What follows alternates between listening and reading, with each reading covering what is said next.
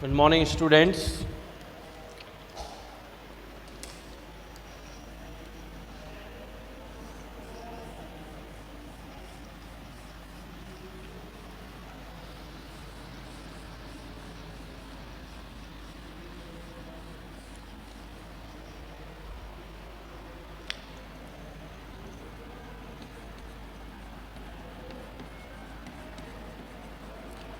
तो कुबला खान जो हमने अब तक के वीडियोस में पढ़ा है कि मंगोलियन एक राजा का पूर्व अग्रगज है, यानी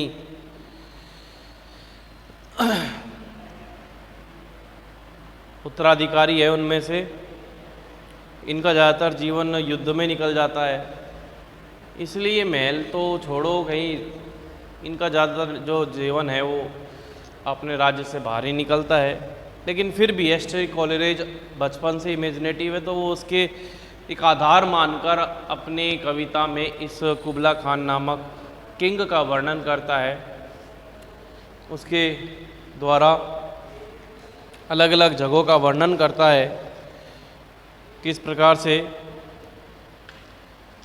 हम देखते हैं कि जो एल्फ रिवर है वो पवित्र नदी मानी जाती है। तो यहाँ पर जो वर्णन है, तो एक तो ये कि आपसे पूछ लेगा कि जो प्लेजर डोम है,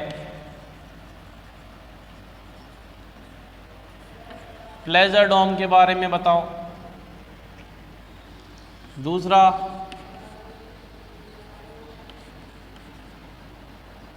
एल्फ रिवर को क्या है और उसका एक्शन बताओ।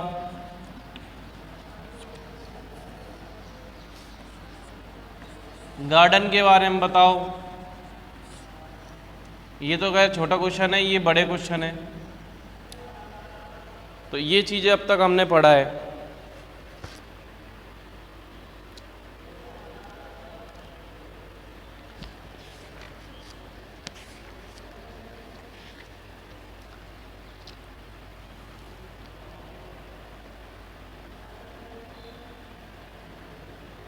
ठीक है, नेक्स्ट जो लाइनें हैं उन्हें देखिए।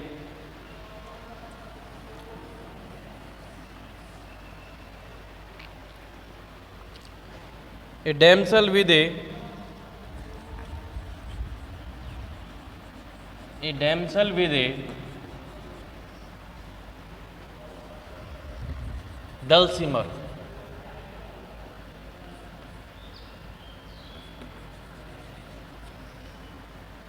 in a vision once I saw, in a vision once I saw, it was an Abyssinian maid. It was an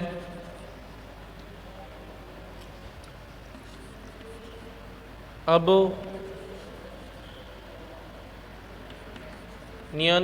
maid,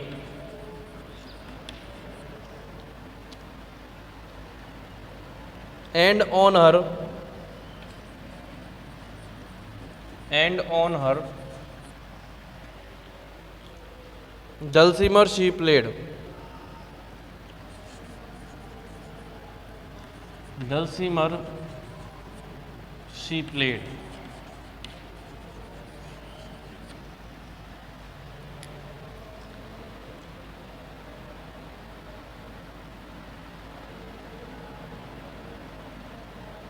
Singing of Mount Abora,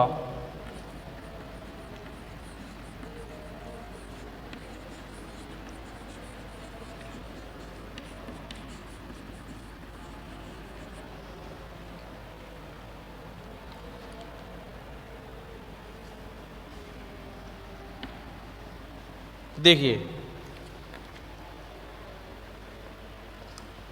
तो नदी किनारे ये रिवर है और यहाँ पर एक स्थान है, यहाँ पर एक लड़की बैठी है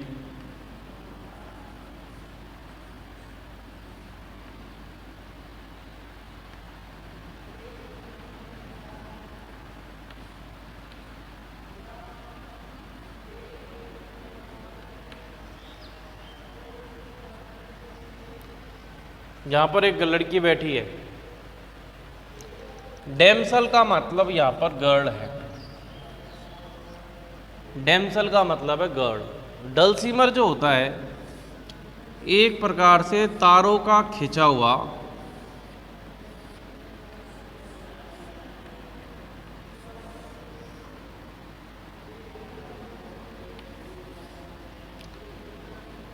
एक वाद्य यंत्र होता है।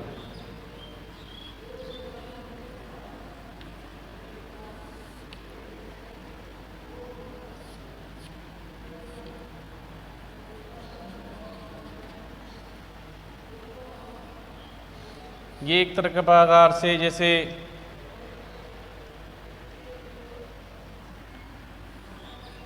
सारंगी होता है, उसी प्रकार से ये एक डल्सीमर क्या है, म्यूजिकल इंस्ट्रूमेंट।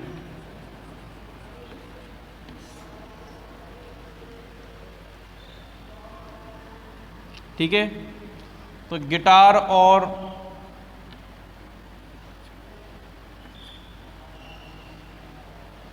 जो वीणा होती है, गिटार वीणा या फिर कह सकते हैं उसका एक मिला जुला छोटा रूप है। ये सारंगी टाइप होता है। तो एक लड़की जो है डल्सीमर यानी एक वाद्य यंत्र के साथ नदी किनारे बैठी हुई है। इन्हें विजन वंस आई सा, तो उस यहाँ पर देखो ये काल्पनिक चीजें दर्शा है। इन्हें विजन यानी दूरदर्शिता,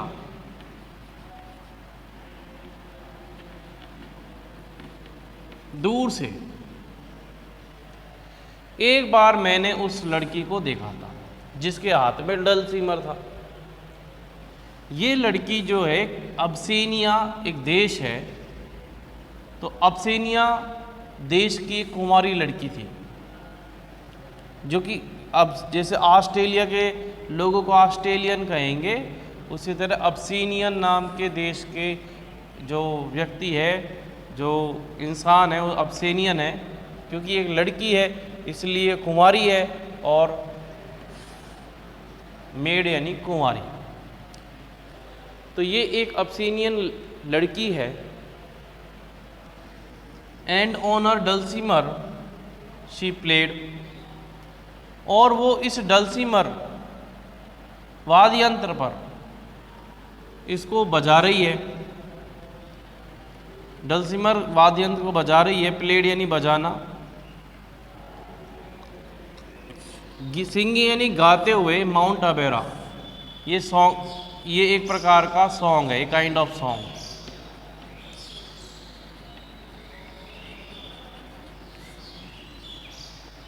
सिंगिंग ऑफ माउंट अबोरा।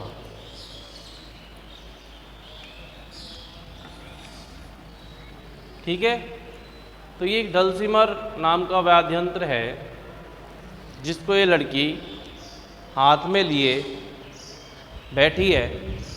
ये लड़की अब्सीनियन गर्ल है और अपने हाथ में डल्सीमर को लिए माउंट अबोरा नामक गीत को गा रही है। लिख लीजिए हिंदी अर्थ।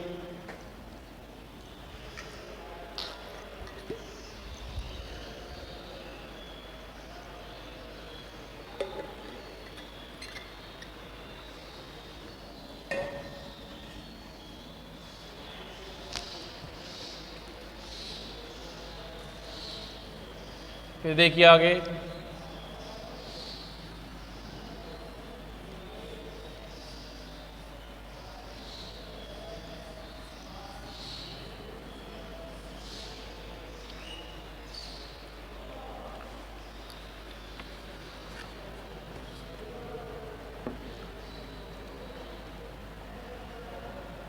could I revive within me?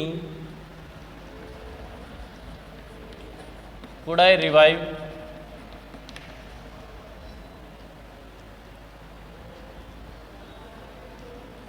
within me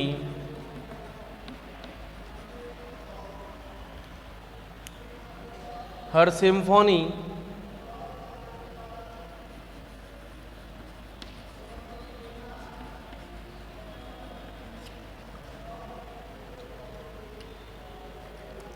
and song.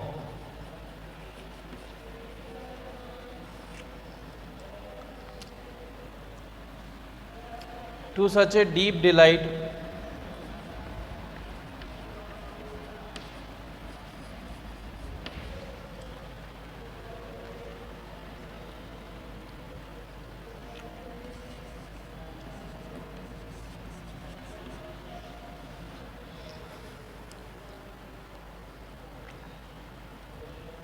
that would win me.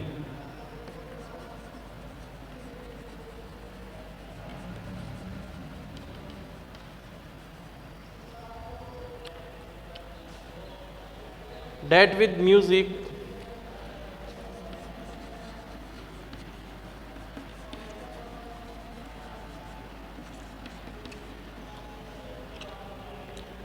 loud and long.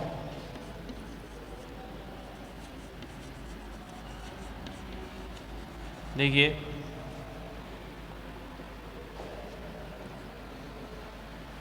तो जो लड़की के द्वारा गीत गाया जा रहा है, रिवाइव यानी पुनर्जीवित होना,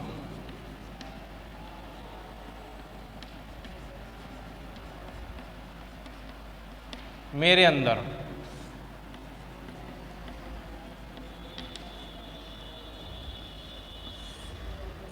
उसकी लय तालबद्ध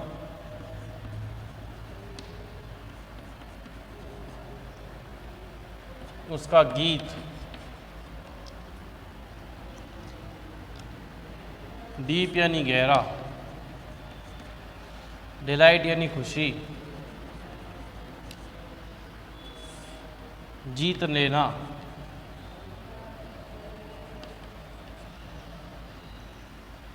डेट विद म्यूजिक संगीत के साथ, तेज और लंबा। हिंदी अर्थ लिखो।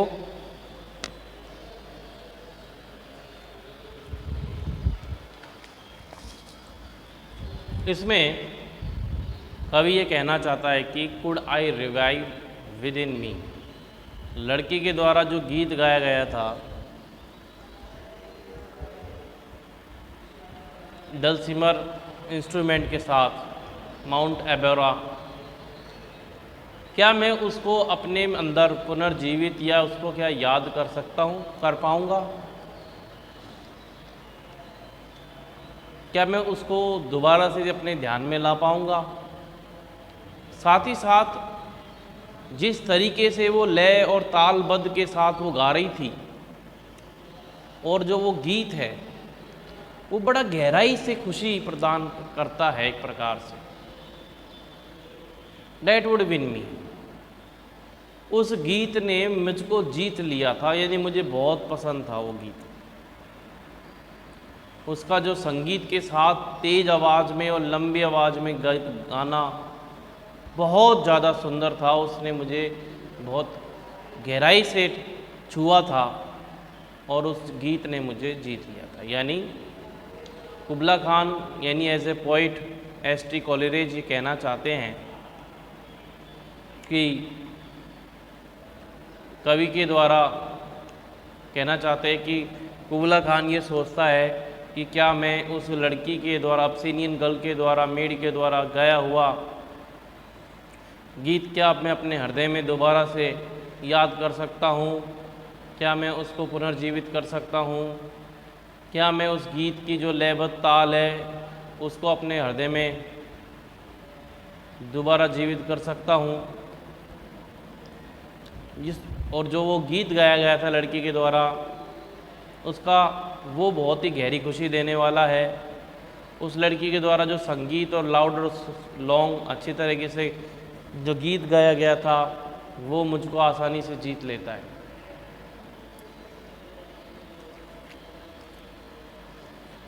आगे देखिए,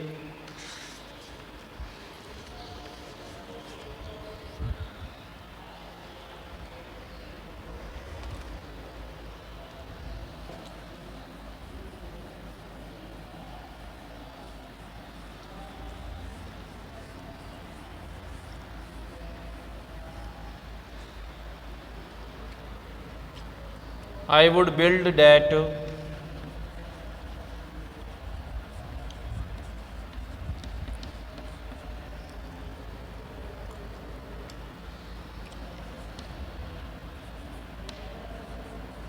dome in air.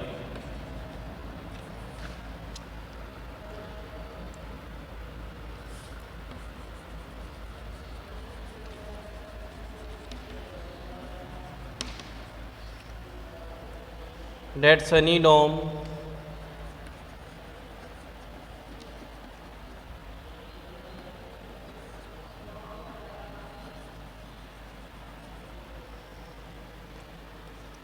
those caves of ice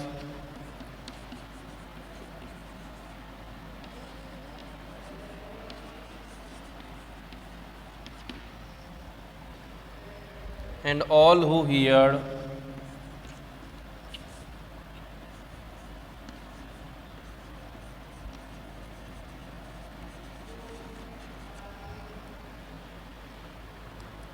should see them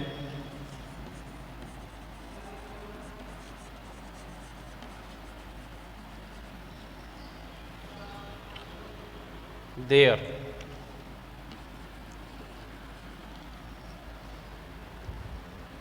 And all should cry,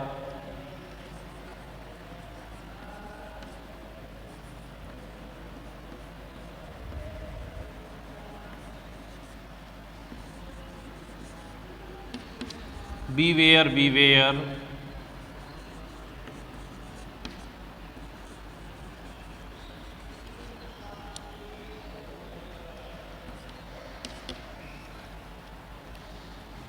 His flashing eyes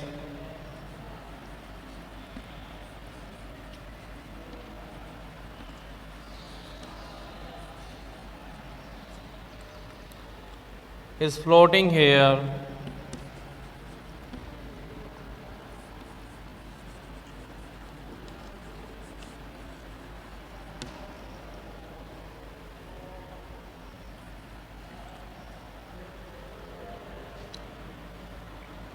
weave a circle round him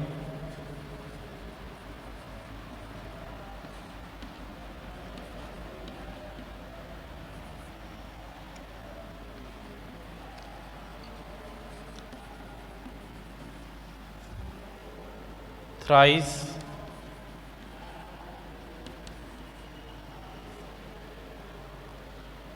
and close your eyes with holy dread.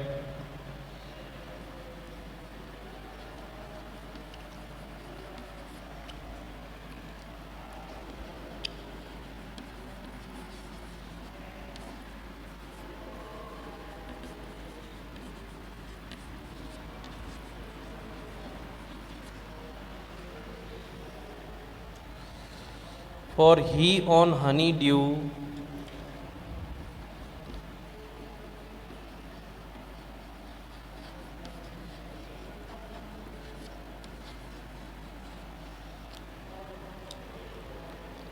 hath fed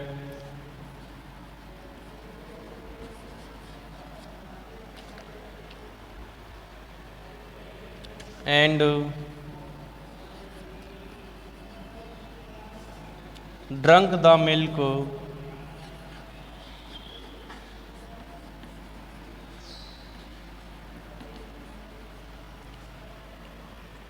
of paradise.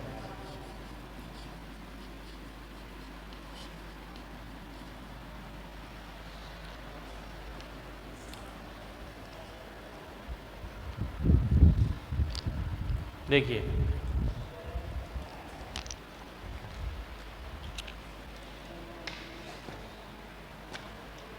इसमें India देखिए पहले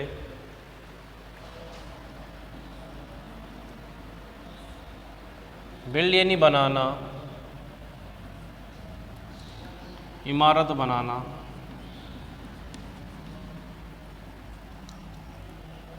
Dom in air,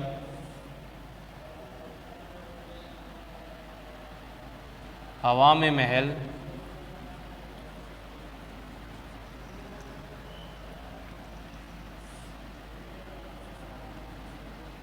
चमकदार महल,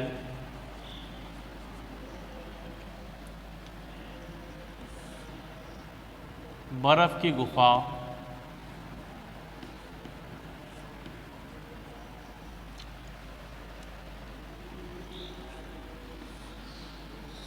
जो भी सुनता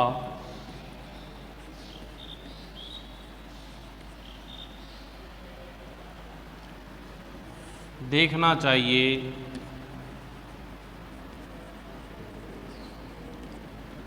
उनको वहाँ पे। ऑल शुड क्राई, सभी चिल्लाते, सावधान हो जाओ सावधान।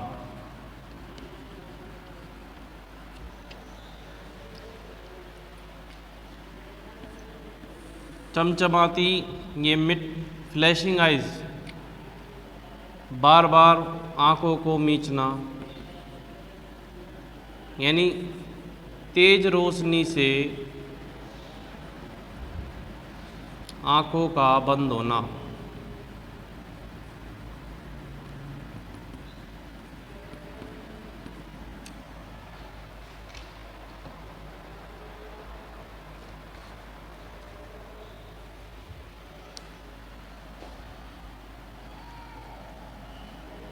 लहराते हुए बाल,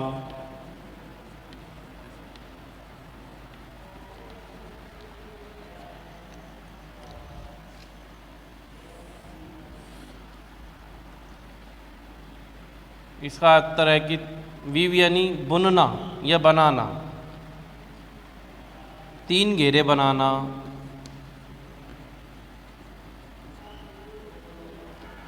सर्किल यानी घेरे, 3 घेरे बनाना, आंखें बंद करना, पवित्र भय से या पर सम्मान के साथ।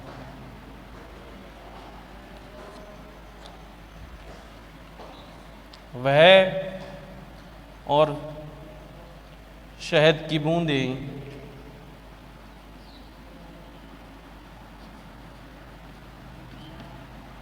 हैद fade,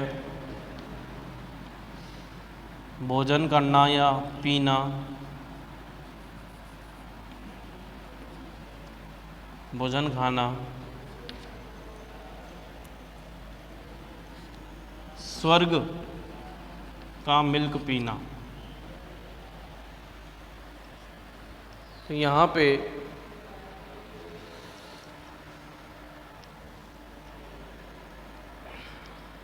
I would build that dome in air.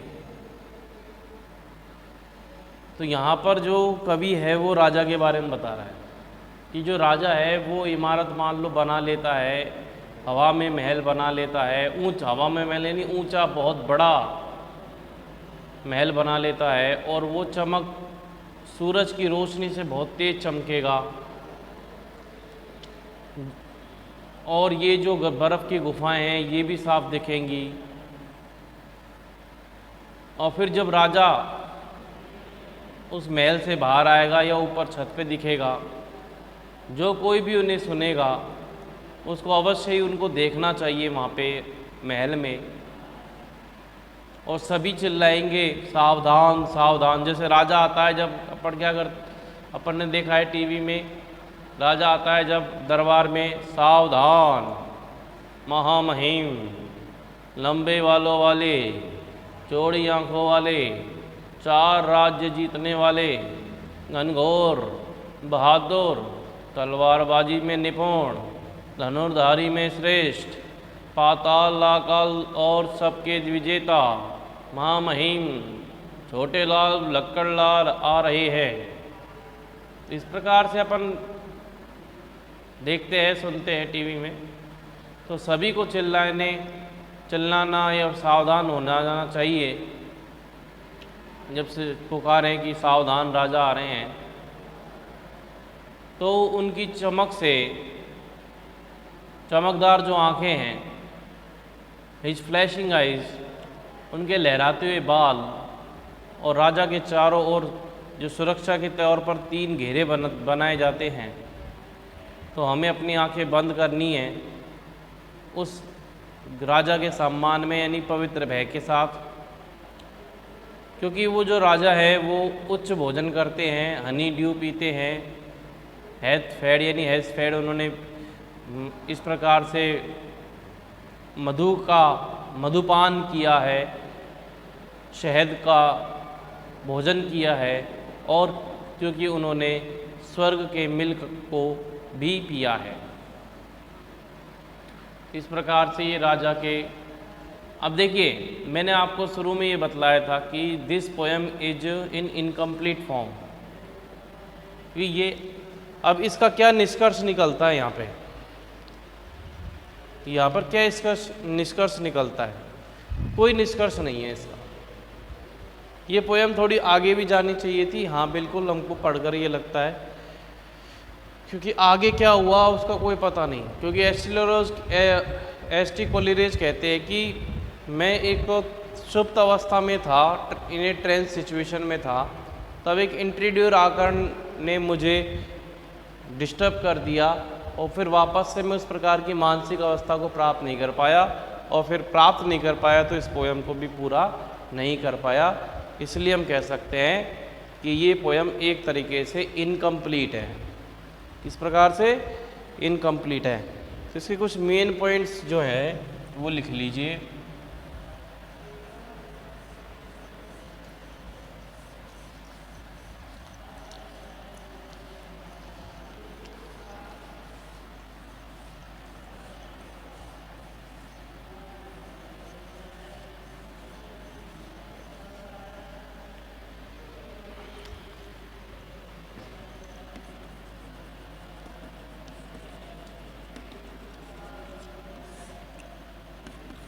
This poem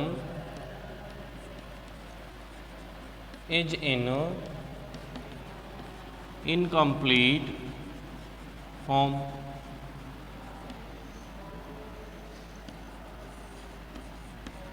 This poem is a work of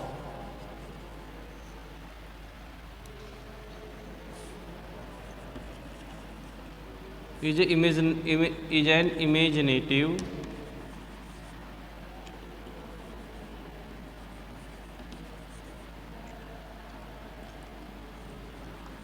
art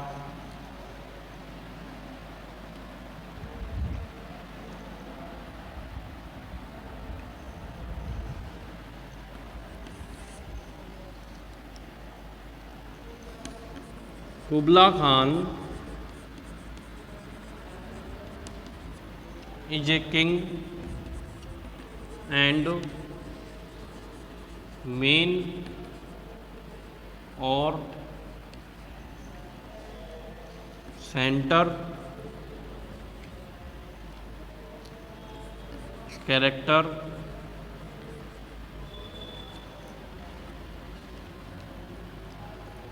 of this poem.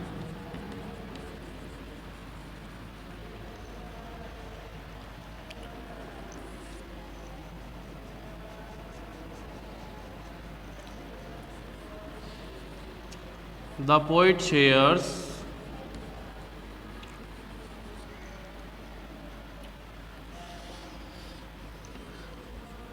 his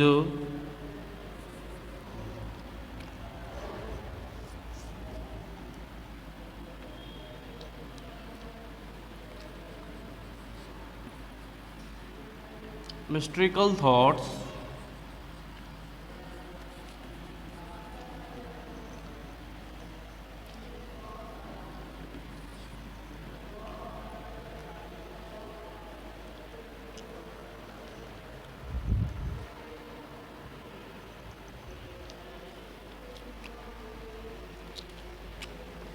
और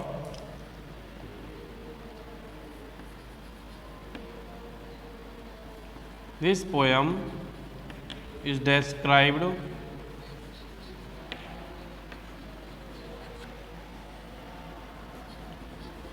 natural beauty of forest, garden, and river.